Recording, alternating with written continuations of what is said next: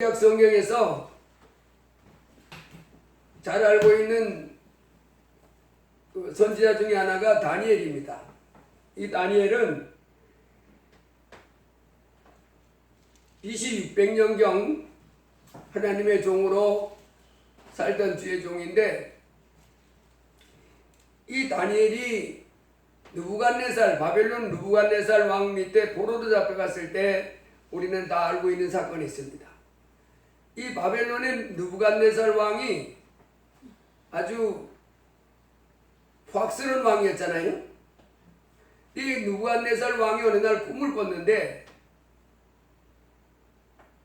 그 꿈 얘기를 안 해주고 그 바벨론 제국 안에 있는 모든 박사들, 술객들, 점쟁이들, 갈대아 술사들을 불러다 놓고는 내 꿈을 해몽하라 그러는 겁니다. 제국의 그 궁쟁이, 점쟁이, 술객들, 박수들, 술사들이 왕이요, 무슨 꿈을 꿨는지 꿈 얘기를 해주세요. 그러면 우리가 해몽하게 해드리겠습니다. 그랬더니 느부갓네살 왕이 너희들이 지금 쓸데없는 말 자꾸 하는데 내가 꾼 꿈을 마치고 무슨 꿈을 꿨는지 말하고 그리고 그 꿈을 해몽해라. 그래야 그 꿈 해몽이 맞는지 안 맞는지 알겠다. 이렇게 말합니다.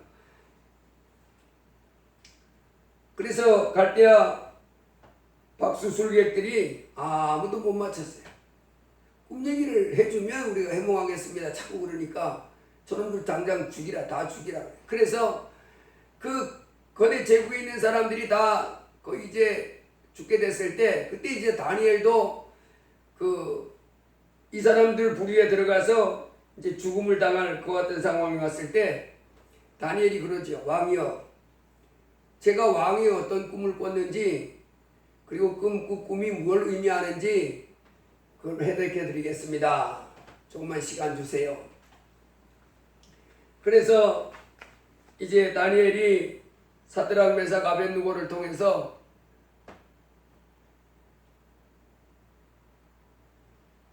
기도해달라. 그리고 이제 하나님, 저 느부갓네살이가 도대체 무슨 꿈을 꾸고 저렇게 꿈을 맞추라 그럽니까? 제게 느부갓네살의 꿈을 보여주세요. 하나님이 다니엘에게 느부갓네살이 꾼 꿈을 보여주는 거예요. 우리가 잘 알잖아요. 예, 하나님이 느부갓네살이 꾼 꿈을 다니엘에게 보여주는데 이 느부갓네살 왕의 큰 신상을 보는 거예요. 사람인데 이 얼굴은 이만큼은 금이고 이 가슴하고 팔은 은이고 이 배하고 이 넓적다리는 노시고 그 종아리와 발은 철인데 그 발에는 진흙하고 철하고 이렇게 같이 이렇게 섞여 있는 큰 신상을 보는 거예요. 그러니까 신상인데 네 부류는 나눠져 있는 신상이죠. 이만큼은 금, 이만큼은 은, 이만큼은 이 무릎 위로는 놋, 그 다음에 그 밑으로는 철, 그리고 발은 철과 진흙이 이렇게 섞여 있는 그와 같은 신상을 보여주는 거예요. 그래서 이제 하나님이 느부갓네살이 꾼 꿈을 다니엘에게 보여줬잖아요. 여러분, 세상에 이런 일이 있어요? 세상에는 보통 꿈을 말하면 해몽해주는 정도지 잘해봐야. 근데 그 꿈이 맞는지 안 맞는지는 모르잖아요. 그런데 이 느부갓네살 왕이 바로 그걸 걱정했던 것 같아요. 내가 꾼 꿈을 어떤 꿈을 꿨는지조차도 맞힌다면 그 꿈의 해몽은 뭐래요? 이거는 정말 맞는 거다. 이 사람이 아주 신기한 꿈을 꾸다 보니까 이제 그렇게 그 신하들에게 요구했던 것 같아요. 그래서 세상에 남이 꾼 꿈을 어떻게 맞히냐고요. 뭐 꿈을 꿨는지 해몽은 해주겠지만 그 꿈은 어떻게 맞힙니까? 그런데 BC 600년경에 살던 다니엘은 바로 어떤 사람이었냐면 하나님의 영. 예, 하나님을 알 수 있잖아요. 하나님의 성령을 통해서 이 느부갓네살이 꾼 꿈을 맞추는 거예요. 이런 꿈을 꿨습니다. 참 신기하잖아요. 그래서 이 구약 성경에 이 다니엘이 아주 큰 사람으로, 선지자들이 여럿이 있지만은 큰 선지자 중에 하나로 이렇게 들어갑니다. 그러면서 이 다니엘이 왕의 이제 내가 꿈의 내용을 해몽해 드리겠습니다. 그러면서 이 목 위에 있는 금, 이 신상은 바로 왕을 나타내는 것입니다.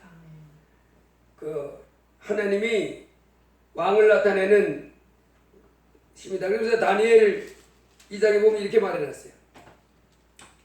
왕이여 그 꿈이 이러한즉 내가 이제 그 해석을 왕 앞에 아뢰리이다. 왕이여 왕은 여러 왕들 중에 왕이시라. 하늘의 하나님이 나라와 권세와 능력과 영광을 왕에게 주셨고 사람들과 들짐승과 공중의 새들 어느 곳에 있는 것을 막론하고 그것들을 왕의 손에 넘기사 다 다스리게 하셨으니 왕은 곧 그 금의 머리이다. 이 금으로 된 이 부분은 바로 왕을 나타낸다. 그 다음에 그러면 요 밑에서부터 가슴에 있고 발까지 있는 우는 뭐냐? 왕의 뒤를 이어 왕보다 못한 다른 나라가 일어날 것이요. 그러니까 바벨론 제국 이어서 우리가 여기는 무슨 제국입니까? 메데 바사 제국이에요. 메데 바사 제국을 말하는 왕이 못한 나라가 일어날 것이고, 그 다음에 셋째도 녹 같은 나라가 일어나리니 여기 무슨 나라냐면 헬라 제국입니다. 그리스 헬라 제국. 그 다음에 헬라 제국 녹 같은 나라의 온 세계를 다스릴 것이며 넷째 나라는 강하기가 새 같으리니 새는 모든 물건을 부서뜨리고 이기는 것이라. 새가 모든 것을 부수는 것 같이 그 나라가 문 나라를 부서뜨리고 찌를 것이며 왕께서 그 발과 발가락이 얼마는 도기장의 진흙이요 얼마는 새인 것을 보셨은지요. 자, 네 제국이 나는데 마지막으로 이 다니엘이 말해주는 것은 왕의 제국이 무너지면 다른 제국이 일어나고 그 제국 다음에 또 다른 제국이 일어나고 마지막 네 번째 제국이 어마어마하다는 거예요.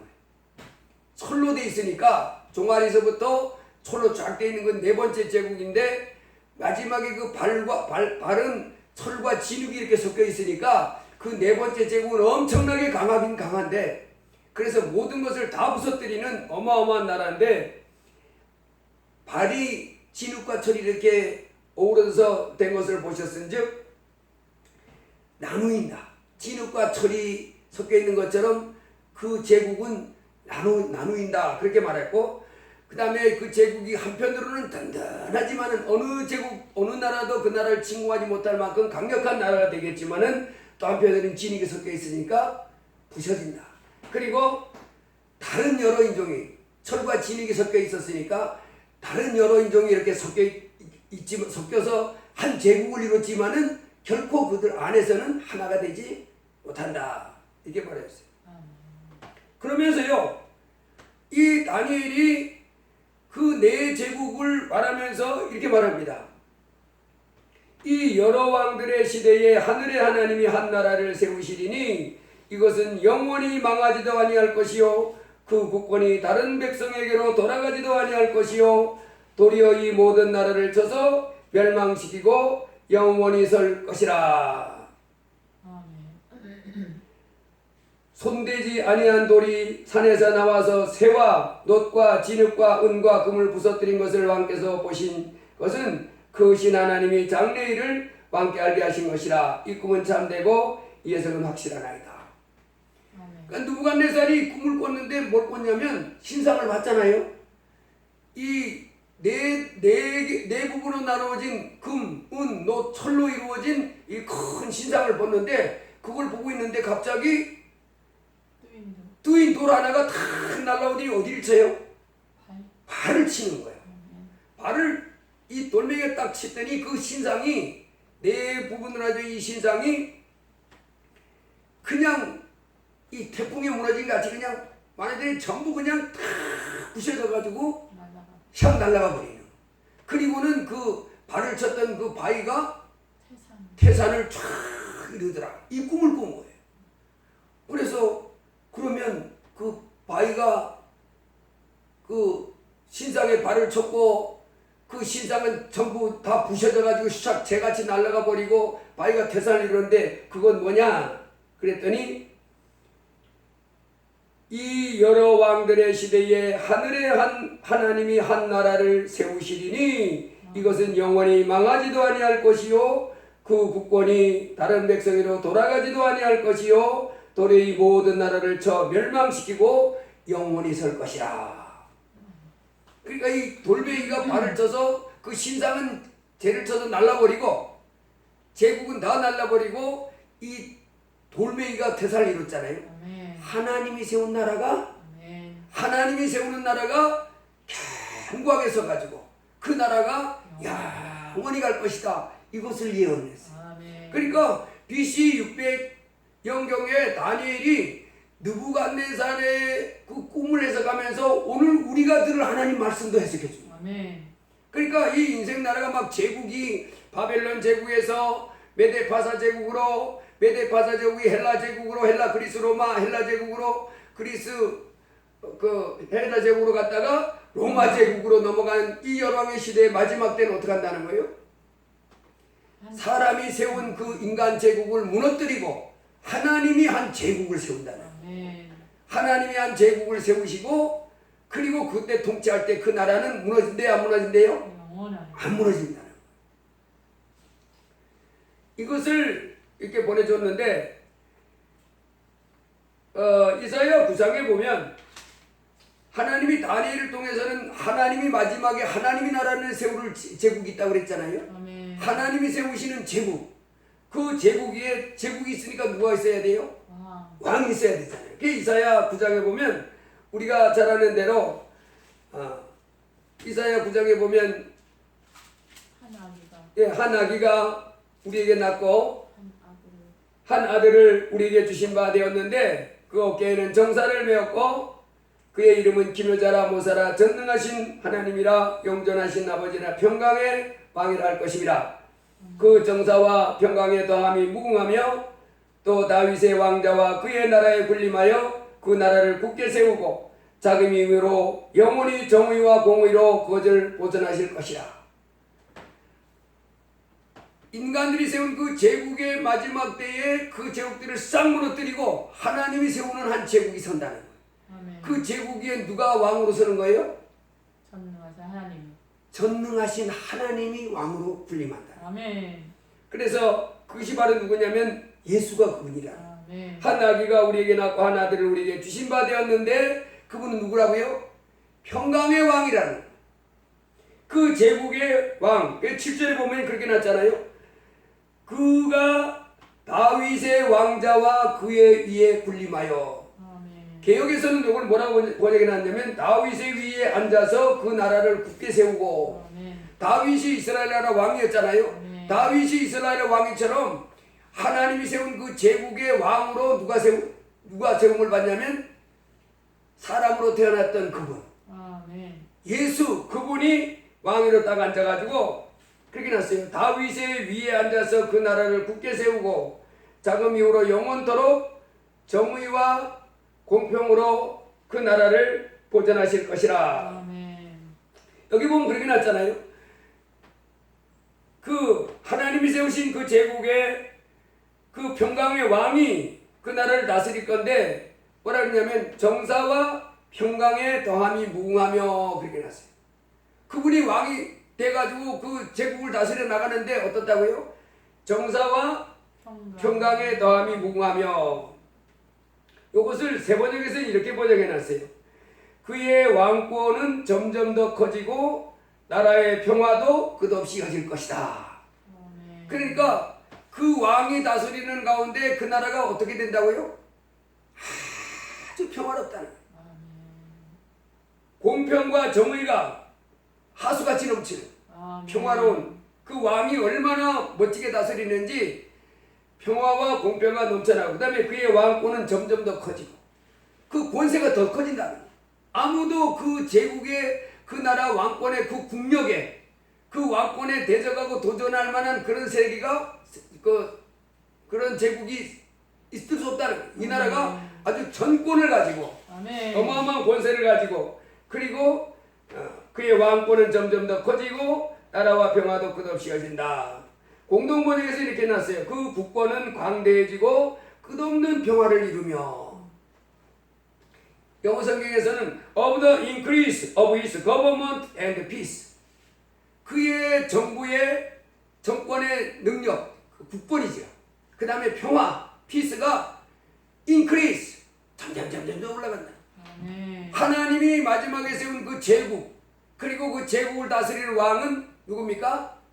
예수. 예수가 다스리시는 왕, 예수가 다스리는 그 제국은 아무도 무너뜨릴 수가 없고, 아멘. 그래서 정의와 공평이 넘쳐나는 정의와 공의로 그것을 보존하실 것이다. 그래서 지금 이후로 영원히 정의와 공의로 그것을 보존하실 것이다. 이렇게 놨습니다.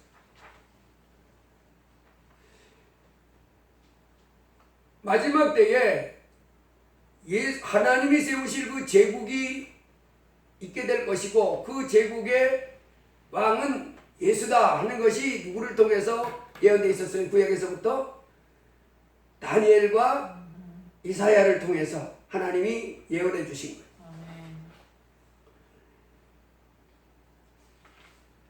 그럼 우리가 이 땅에 살면서 우리 사람은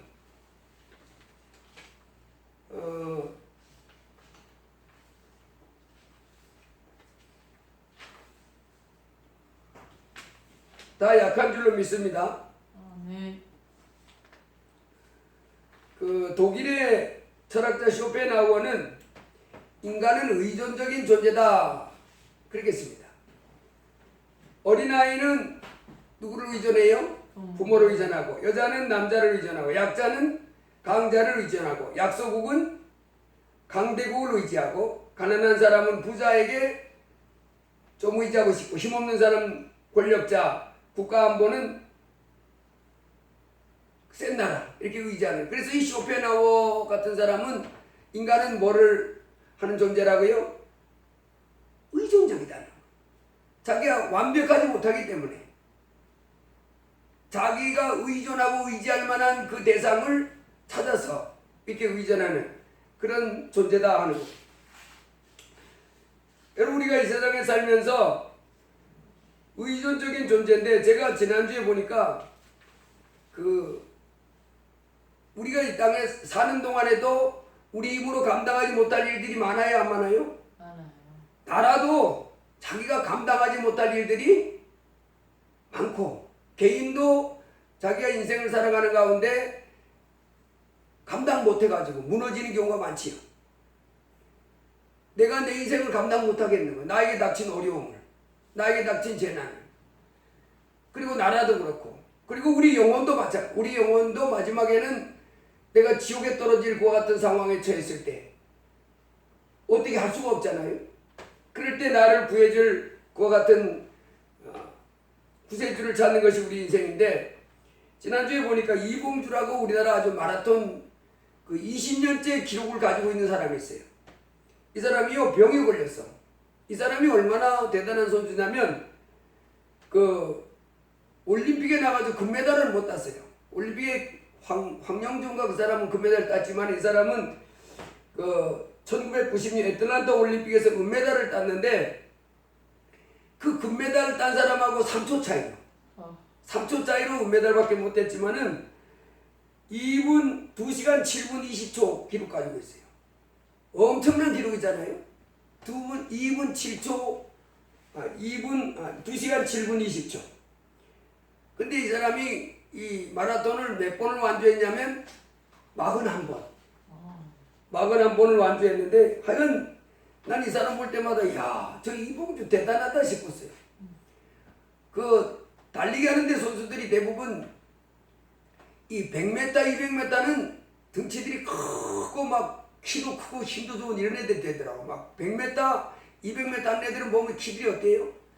다 막 근육도 막 이렇고 막 순간적으로 막 폭발적인 힘을 내서 달려가는 선수들이 그러는데, 뭐 20km, 그 다음에 뭐 16km 이런 선수들은, 그런 선수는 없어요. 막 근육이 이렇게 있고 막 그런 게 아니라 키가 조그만하고, 야, 조그만한데 막 탱크 같은 거야.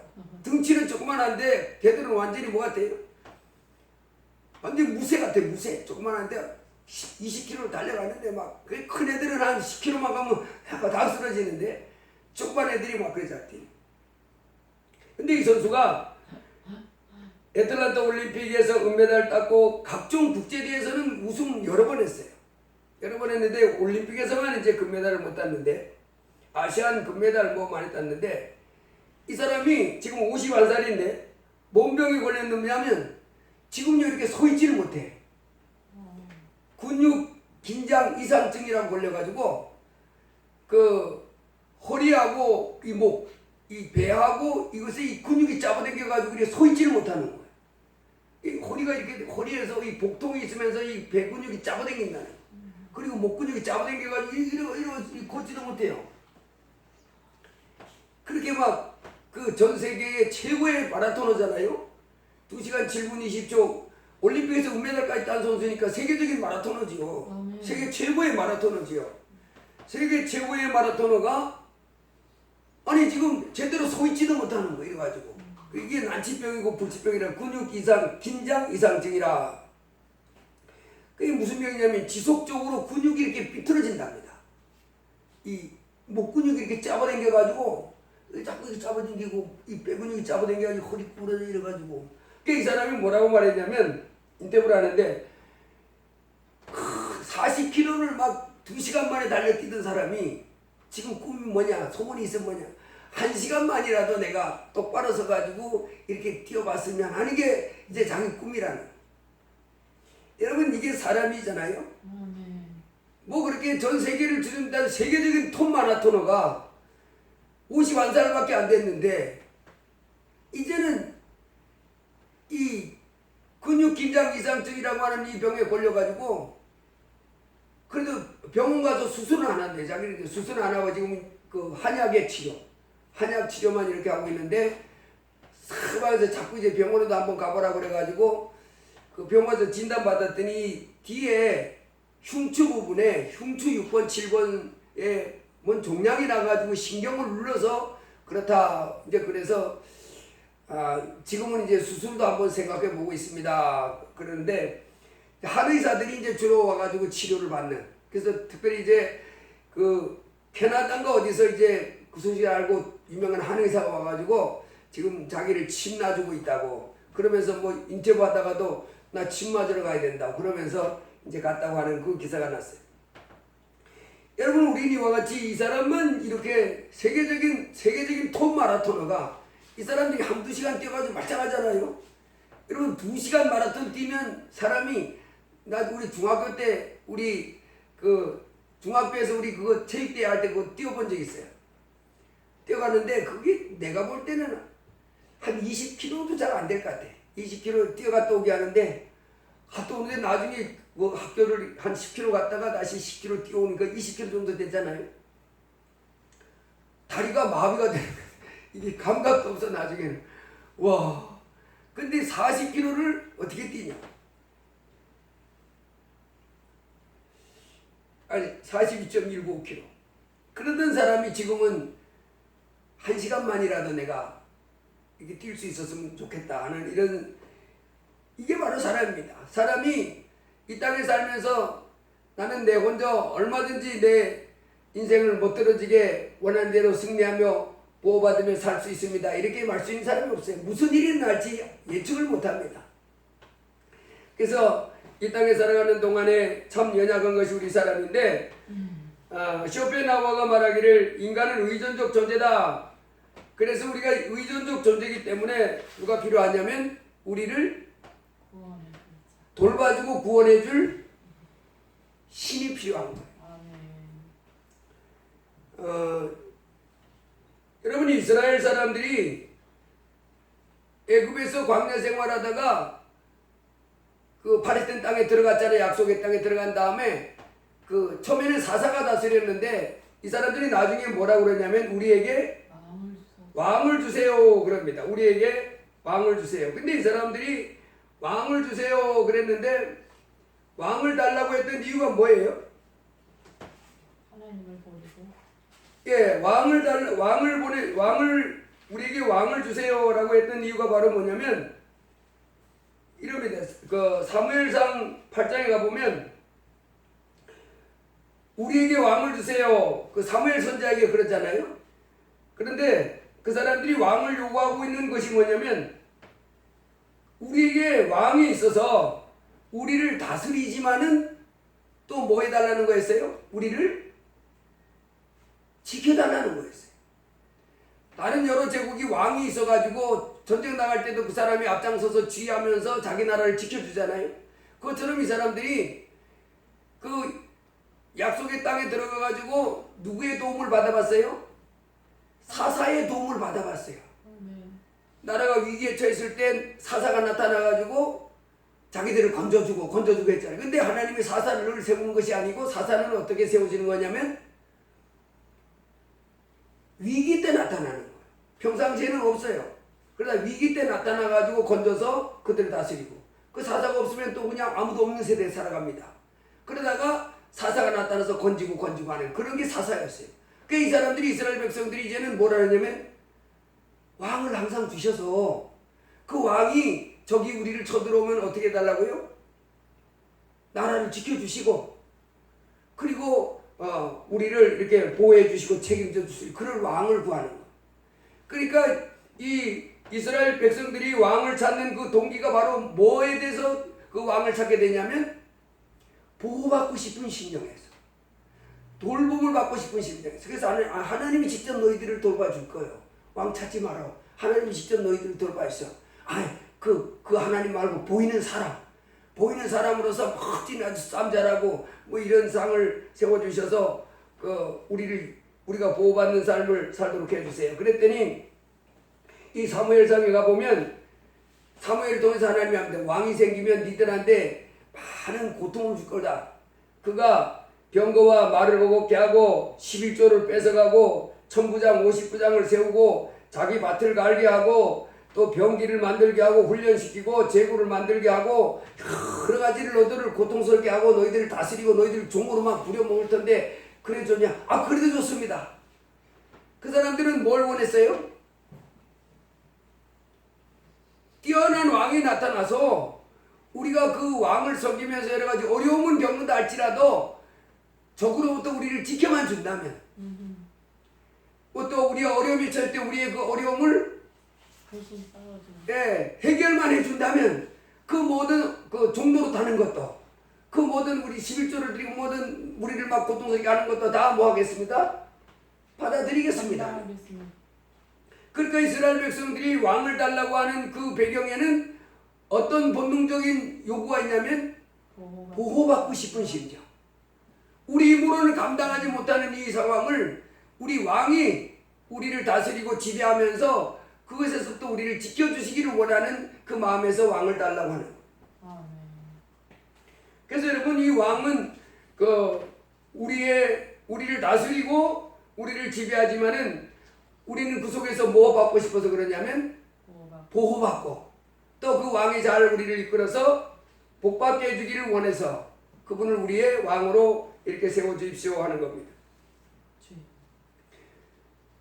야곱이도 형을 피해서 외갓집으로 갈 때 하나님이 이제 내 하나님이 되실 것입니다. 또 이 기둥으로 세운 돌이 하나님의 전이 될 것입니다. 내가 모든 것에서 10분의 1을 반드시 드리겠습니다. 그렇게 할 때 하나님이 뭐 해줄 때 그렇게 하겠다고 그랬어요? 하나님이 나와 함께 계시사 내가 가는 이 길에 나를 지키시고 먹을 양식과 입을 옷을 주사 나로 평안히 아비 집으로 돌아가게 하시면 그러는. 그렇게 하시면 여호와께서 내 하나님이 되실 것입니다. 하나님으로 제가 모시겠는데 이런 거 해달라는 거잖아요. 우리 사람의 옛날부터 지금까지 우리 사람의 그 본질적인 욕구는 바로 뭐냐면 보호받고 싶은 이 본능이 누굴 찾아요? 신을 찾고 왕을 찾는 거예요. 하나님 나를 책임져 주시고 나를 보호해 주세요. 이 야곱이도 그러잖아요.